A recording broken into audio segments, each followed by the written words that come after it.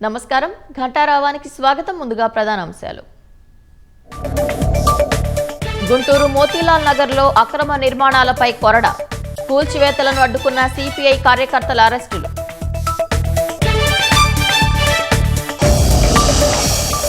పెద్ద దస్తగిరి హత్య కేసు నిందితుడి ఇంట్లో పోలీసుల సోదాలు, ఏ క్షణమైనా నిత్యానందరెడ్డిని అరెస్టు చేసే అవకాశం.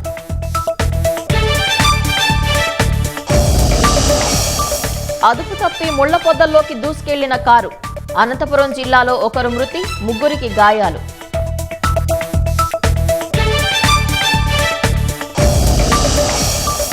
పోలవరం మన్యంలో మళ్లీ పెద్ద పులి సంచారం, గోదావరి తీరంలోని పూడిపల్లిలో కదలికలు గుర్తింపు.